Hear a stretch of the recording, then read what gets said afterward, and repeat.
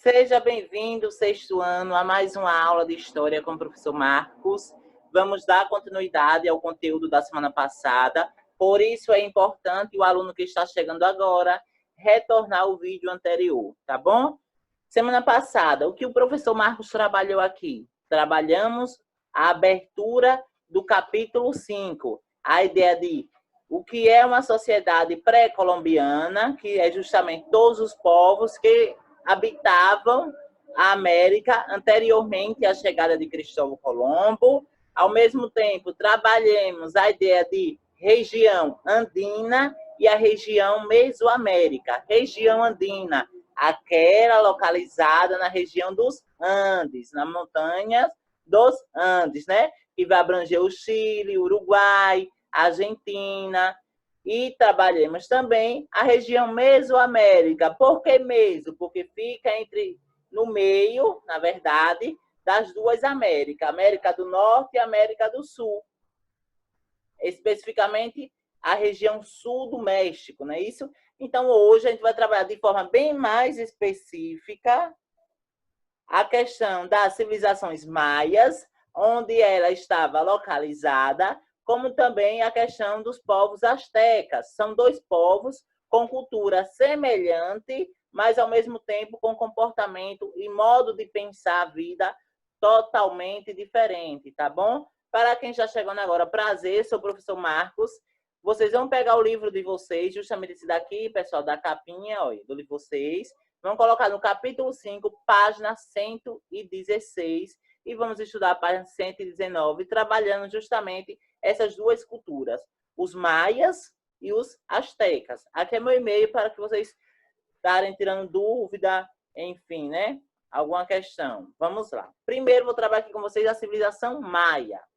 Como você já pode perceber, uma das principais características dos povos maias é justamente a sua especialidade na construção de determinadas cidades, de determinados arquétipos, ou se não, nas cidades. Quando se fala de maias, automaticamente vocês já pensem nas construções de suas cidades. Professor, mas eles são indígenas e já existia cidade naquele período? Sim, com certeza, com certeza. Já existia cidade, sim, porém, não nos modos de hoje. Cidade na concepção de cada um. São tempos diferentes. Isso significa que existia a mesma estrutura das cidades de hoje? Não.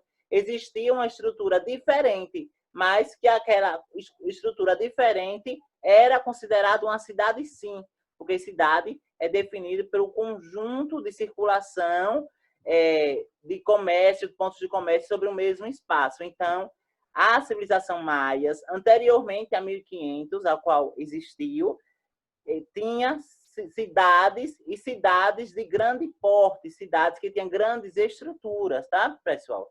Eram grandes construções, como justamente essa daqui. Então, vejamos. Quem eram os maias? Era a mais antiga das civilizações pré-colombianas, localizada na península de Yucatán, com a região sul do México, Guatemala, Belize e atuais. Pronto. A sociedade maia começou a se formar por volta de 700 anos antes de Cristo.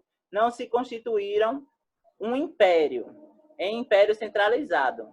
Não se constituíram em império centralizado. Desenvolveram-se em torno dos centros urbanos autônomos. Quando os espanhóis desembarcaram na península de Yucatán, em 1518, essa sociedade estava bastante fragilizada, política e militarmente, mas ainda foram capazes de oferecer resistência aos conquistadores europeus. O que eu quero deixar aqui com essa informação? Se os maias estavam localizados na região sul do México, em qual área eles estavam localizados? Na região andina ou na região mesopotâmia? Perdão, na região andina ou na região Mesoamérica? O México está localizado entre as duas Américas. Se está localizado entre as duas Américas, então o México automaticamente tinha habitantes maias E lá era tido como Mesoamérica, não era a região andina, tá? Outra informação importante, eles não eram centralizados, significa que eles não estavam ocupando apenas um único espaço. Eles estavam localizados em diversos pontos do sul da América. Ao mesmo tempo, se desenvolveram, tá? Através de centros urbanos autônomos. O que é isso? Ou seja, não havia uma dependência de uma cidade a outra. Cada cidade tinha sua própria independência. Outra pergunta que eu lanço para vocês aqui, baseado nessa informação. Quem foram os colonizadores que chegaram para catequizar, sobretudo, os maias? Foram os espanhóis? Foram os portugueses? Foram os franceses? Foram os ingleses? Isso mesmo, foram os espanhóis, que quando chegou na região dos maias, na verdade, os maias, eles já estavam politicamente fracos e militarmente. Por quê, professor?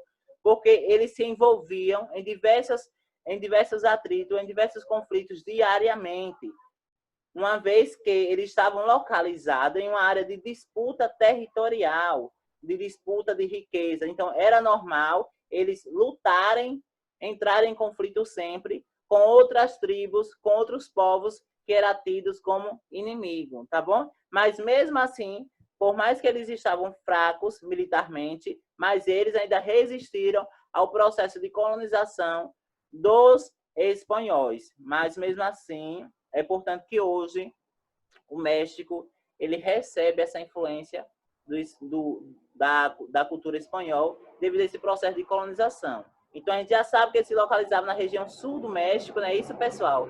Surgiu ali por volta de 700 anos antes de Cristo, não tinha um império centralizado. Religião, eles acreditavam em vários deuses. Se eles acreditavam em vários deuses, os maias, eles eram o quê?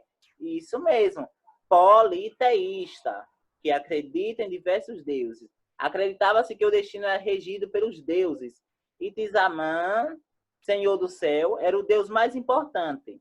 Também se cultuava o deus do sol, da chuva e divindades ligadas à caça e agricultura. A classe dos sacerdotes, além da satisfação de suas necessidades e alimentação, cobrava inúmeros encargos da população, o que explica os meios que dispunham para empreender grandes realizações. Ou seja, todas aquelas construções realizadas pelos povos maias era financiado pelo recurso tirado dos impostos. As autoridades de uma determinada cidade cobravam encargos da população, cobrava encargos não no formato de hoje, dos impostos, mas cobrava como se fosse uma taxa, e aquela taxa era destinada para manter a regalia da autoridade máxima naquela cidade, mas também era uma forma de construir novos templos e novos espaços. Então, por isso que aos poucos os maias se tornou uma das referências na construção de determinadas cidades, na construção de determinadas edificações. Aqui, pessoal, é um dos exemplos. Há alguns historiadores que vêm dizer que a cultura dos maias é semelhante com a cultura dos egípcios. Por quê? Porque quase todas as suas construções é em formato de pirâmide, tá, pessoal? Isso é verídico? Não se sabe ainda, mas existem atualmente estudos que discutem justamente essa ideia aí de semelhança entre a cultura asteca e os egípcios. Os astecas estão, os maias. Os maias estão localizados na América, tá? Estavam localizados na América. Hoje não se sabe se ainda tem tribo ligada especificamente à cultura dos maias. Mas os egípcios estavam localizados na África, tá? Então, por mais que exista essa semelhança, os dois povos, tanto os egípcios como os maias, são tempos totalmente diferentes, contextos históricos totalmente diferentes. Mas existem essas semelhanças aí nessas construções. Se a gente for para observar, se a gente passar uma rápida visão, percebe que de fato remete a uma pirâmide que já está associado, mas é uma construção dos maias aqui, viu, pessoal?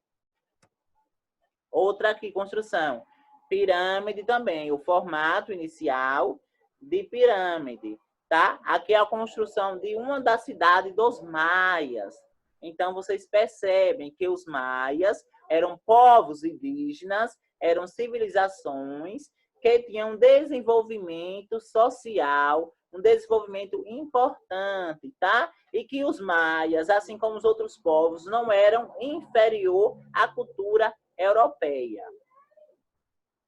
E a economia? O que é que eles faziam no dia a dia voltado para a questão econômica? A economia dos maias, pessoal, baseava-se na agricultura, cultivava o milho, o feijão, cacau, abóbora, algodão. Muito se diz que o algodão, tá, pessoal, é de origem europeia. Não, pelo contrário. O algodão é de origem americana, sobretudo originária aí dos povos maias, a abóbora, o cacau, justamente coisas que estão no nosso dia a dia. O milho, né, no período junino. Então, são justamente esses legados, essa identidade que os maias deixou em diversos tempos para nós hoje, uma vez que esse saber, essa agricultura e essas plantações, elas foram passadas de geração em geração até chegar aos dias atuais. A propriedade das terras era do Estado. O cultivo era feito em comunidade. Então, quem era o único dono da terra? O Estado. Quem era o Estado? A cidade. E quem cultivava? Era o Estado? Não. Era toda a comunidade. Então, tudo que se plantava ali era compartilhado a início. Depois, era comercializado. E a verba daquele produto ia para onde? Para o Estado. Desconhecia a pecuária, realizavam a caça e a pesca. Olha que ponto importante, pessoal. Eles desconheciam a pecuária. O que é a pecuária? A criação de animais, como bois, carneiros, porcos, desconhecia. O foco dele era a agricultura. A gente vai perceber uma diferença e diversas diferenças entre os povos maias e astecas. Os povos maias vai ser especialista na plantação, na agricultura, na terra. Já os povos astecas vai dominar a pecuária. O foco dos povos astecas é a pecuária e não mais a agricultura como os povos maias. E aqui para vocês, os povos astecas. Pode ser povos astecas, pessoal, como também pode ser civilização asteca. Né? É o mesmo contexto, só muda pequenas questões, mas a ideia é a mesma. A civilização, toda civilização é constituída pelo quê? Por povos. E se é povos, possui costumes e práticas e crenças totalmente diferentes. Então, hoje, a partir de agora, civilização asteca. Trabalhamos aqui civilização maia, localizada na região sul do México, na região, melhor dizendo, na região Mesoamérica, tá bom? E essa região Mesoamérica, ela é concentrada pela agricultura, como vocês podem ver. Eles eram politeístas e acreditavam em vários deuses e foram colonizados pelos povos espanhóis e resistiram ao processo.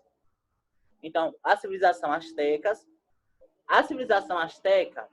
já vou mostrar para vocês uma diferença. Existem algumas construções, e essas construções remetem muito ao aspecto artístico, tá? Eles eram, enquanto os maias eram especialistas na construção de cidade, os astecas eram, na verdade, um império. E vai focar, sobretudo, na questão artística, né? Na ideia da arte naquele contexto. Vejamos a questão econômica para vocês verem dos astecas. Os astecas desenvolveram um sistema de plantio baseado nos jardins flutuantes em região pantanosa que passou então a produzir o comércio que era bem desenvolvido. Olha aqui, pessoal. A partir daqui, por mais que eles desenvolveram uma agricultura que tem também relação com os povos egípcios, com a Mesopotâmia, mas o foco deles era a pecuária, que era a criação. Então, eles se utilizavam do clima, eles se utilizavam do relevo, como também do próprio Pantanal, para produzir o seu próprio alimento. Mas era para produzir somente? Não, eles consumiam e em seguida eles comercializavam.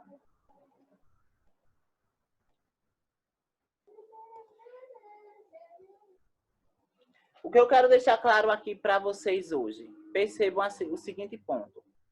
Ambos os povos, tanto maias como os astecas, eles possuíam culturas diferentes. Um, a pecuária, o outro, a agricultura.